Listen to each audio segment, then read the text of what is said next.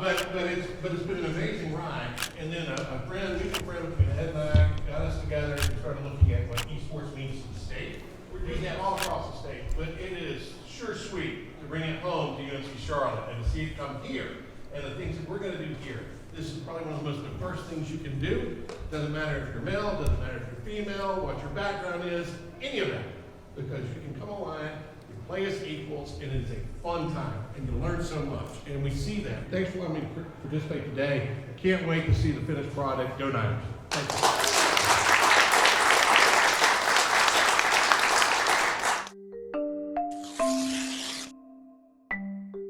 So the club started out as a League of Legends club back in 2013. In 2015, it became a overall esports club, and it became esports at UNC Charlotte. And since then, we've grown from just a couple of students getting together in a random classroom playing League of Legends to now over 600 students. Last year, we were one of 10 schools nominated for Collegiate Program of the Year for the esports awards. This was before the scholars even existed. Out of the 10 schools, we were the only one that was a club. All 9 other schools nominated were programs in some capacity, whether varsity programs or school programs. And so with that, one of the things that we focused on when we went to this trip is trying to figure out how these other schools got their funding for their esports spaces. We really didn't get much of anywhere. A lot of people found external sponsors through one way or another, through their own strategies, but it wasn't something that we could kind of replicate.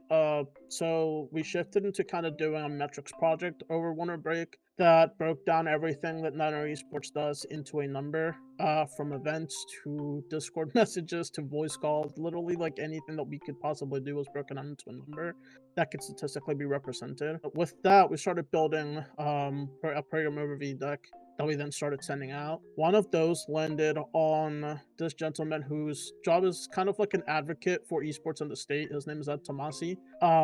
And he ended up contacting us wanting to help. So soon after that, him and I started having talks about the state possibly getting involved and helping us fund esports. We needed a lot of money and the school didn't have the money, so we had to go look elsewhere. In about March, on a Friday night, I got a message from Ed Tomasi saying, hey, we had the opportunity to present this to the state legislature. We just need a proposal on Monday. And so myself and another colleague of mine got together and we grinded out the proposal that was presented on Monday. We established kind of a general layout of what information we needed on there. From then, between Friday night and Saturday, I got down to putting down all the content that needed to be done, whether it was the metrics that we needed to put for the club, what the facility was going to look like, the design that we had designed with the school. We put down the academic job development value that esports brings to a university. We put down the competitive value that esports has on the student body, as well as events and how it all impacts student life. So we got the main pillars of esports kind of all established within one presentation, and finally we presented a reasonable budget based on what we were expecting the build out to look like. So we had Representative Jason Zane champion this for us over in the House of Representatives, and so he came in with our presentation, pitched it to his fellow colleagues. From him, he told me it was not a hard sell for him at all. Once they saw kind of what we had built out, the state legislature was all on board to get this in from all sides of the house. That's something that he told me personally, and it felt really good to know that the proposal was well done enough that everybody was on board from the get-go. Fast forward now to October, and the money has been approved officially, and we got approved for $1.5 million to build an esports center on campus.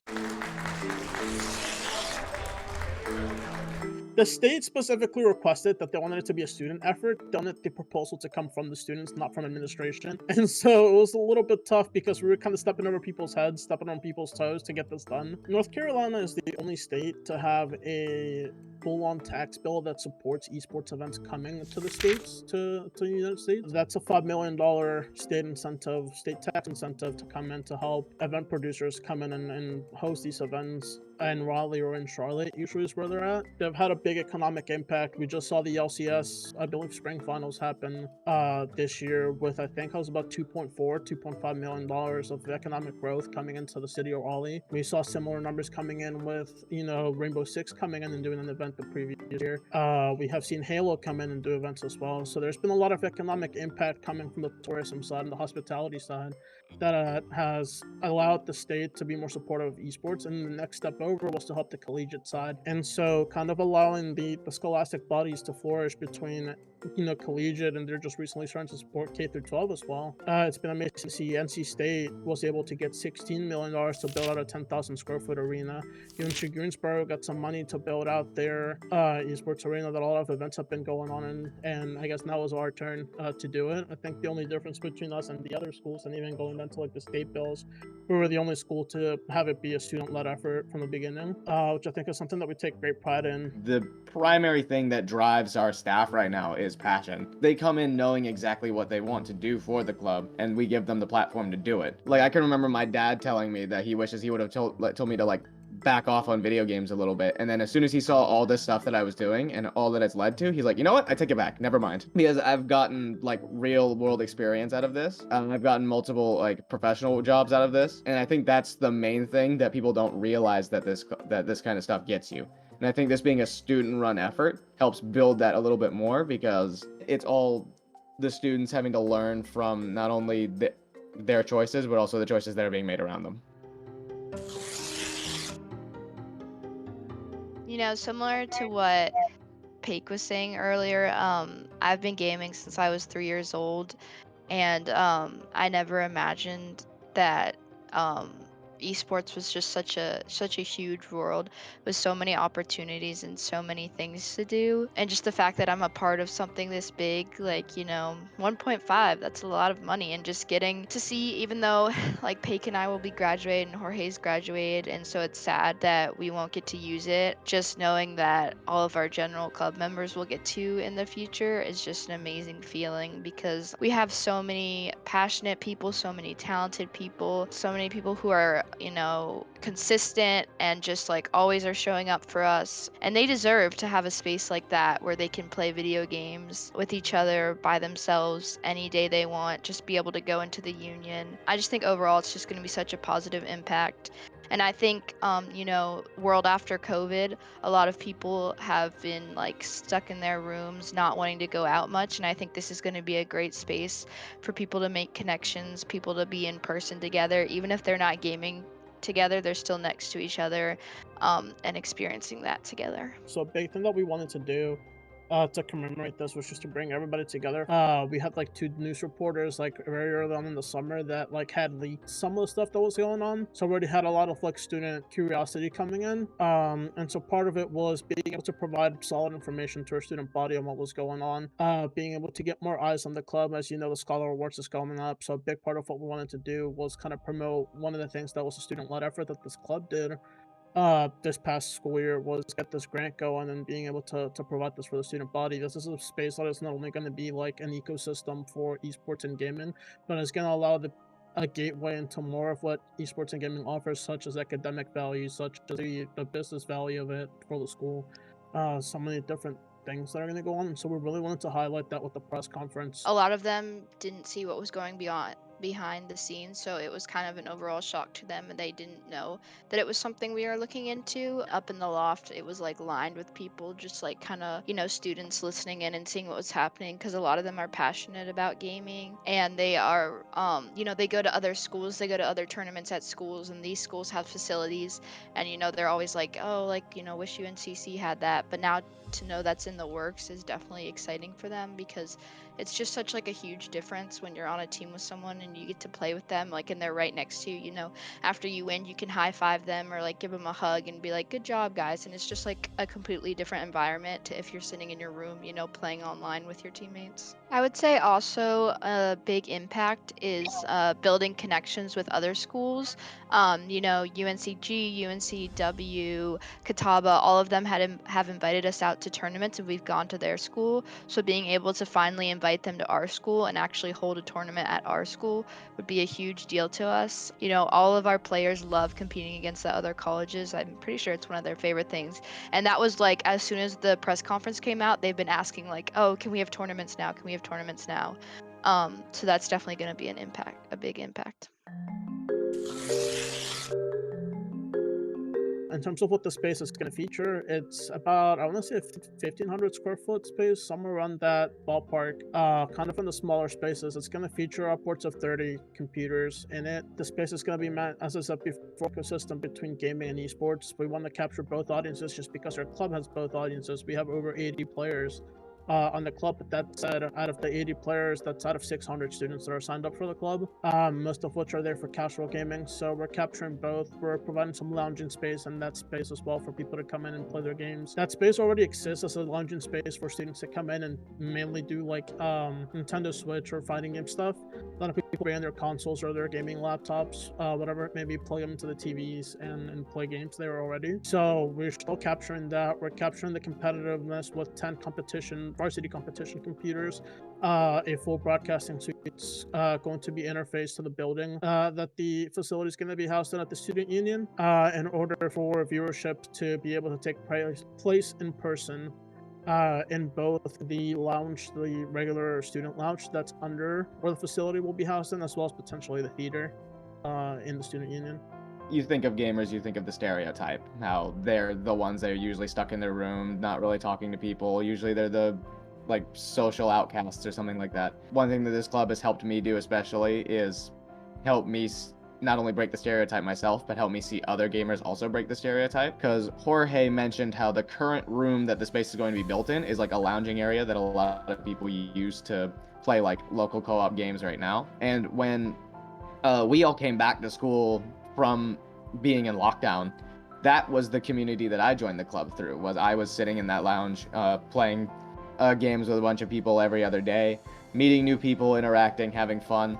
And one of the most rewarding things for me being an executive and being in these conversations about the space is basically telling them that, hey, I'm keeping your interests in mind. I'm doing this to help propel what you guys want out of the club and give you guys the resources to make this even better, because I know you want to make it better, and now I have the capability of helping make it better.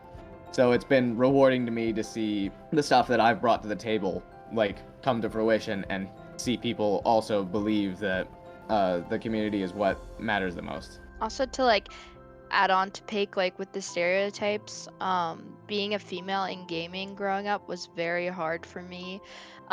Constantly having people around me tell me that I shouldn't be playing video games simply because I'm a girl was hard. And so that's what made me look into Niner Esports, was to find that community of people gaming, because I never had any gaming friends. And I just think it's amazing how Niner Esports, it does not matter what you look like, it does not matter about any of that. Everyone just comes together for their shared passion of gaming, and that's definitely why the club has stayed afloat, because everybody just supports one another. And so it's really nice when you have those categories of people who aren't quote unquote typical gamers, but they do play games, are able to come together.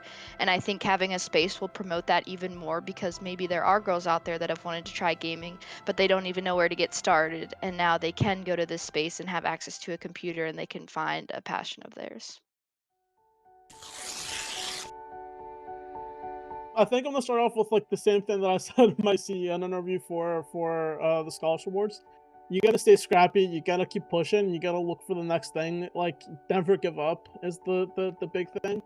I know there's a lot of student body or student club presidents that are always looking towards doing something like this and being able to find more funding. Never give up on that if that's something that you want to do. And I was ready to give up myself, and then it happened, right? The literally last ditch effort we had, and ended up happening. And then the more serious note, kind of like more operationally, make sure that you're keeping track of everything that your club is doing. Make sure that you're breaking it down, putting it in portfolios, putting it in decks, whatever it may be. A great starting point for me was reaching out to the resources that exist in the space, and reaching out to people that knew what they were doing, people that have done this in the past, in terms of kind of getting these metrics done, and being able to put that on paper, start that out, like put stuff down on paper, and always make sure that you have something ready to go and ready to present. Reach out to your state legislature. Although North Carolina is an outlier, North Carolina has notoriously been the one to support esports.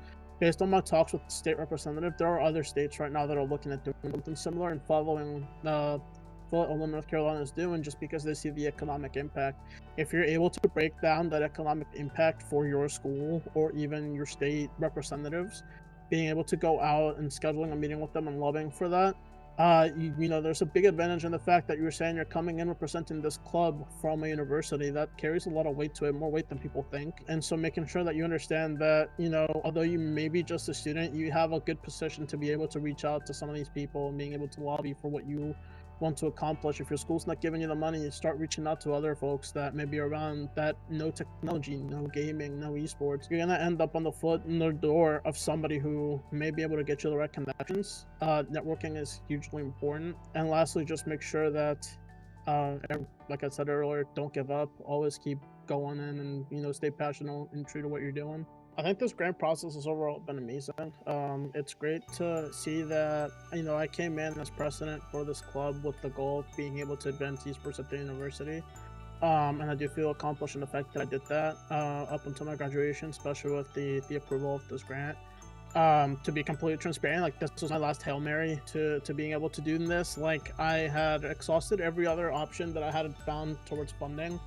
And so when this came in, I remember like sitting late at night talking to a couple people, and I was like, well, if this doesn't work out, like, that's it. I'm, giving up on the whole funding a facility thing, because it was a lot. It was a lot of work, and it was definitely very stressful. So I'm just glad that, our last opportunity ended up being the best one, frankly. I really just want to thank, like I said, Christine. I want to thank Ed Tomasi. I want to thank Representative Jason Sane. I want to thank Ged Saucer from Catawba College. He's been an amazing supporter. And just all of our students, all of our staff. We have over 40 students on staff that have been crucial to this happening. All current, previous, and even future Niners Esports students that are going to come in and support this. Thank them, because at the end of the day, this club wouldn't exist without the students. This club would be nothing without its students. And so it's just going to be an amazing process to watch this actually come up, and hopefully by the time we get in there, we're already outgrown it, and the university looks at getting us the next best thing for us. On Twitter, Instagram, and TikTok, it's at Niner Esports. We have an Instagram manager who's checking DMs constantly, and we have a Discord server as well, where if you join, you can directly talk to us officers. We have roles, so you can DM us, because we're always open to helping out and getting people involved. And then our website, nineresports.org, you can find the links to those Discords, and you can find a direct, I'll say, email box that gets directly to us.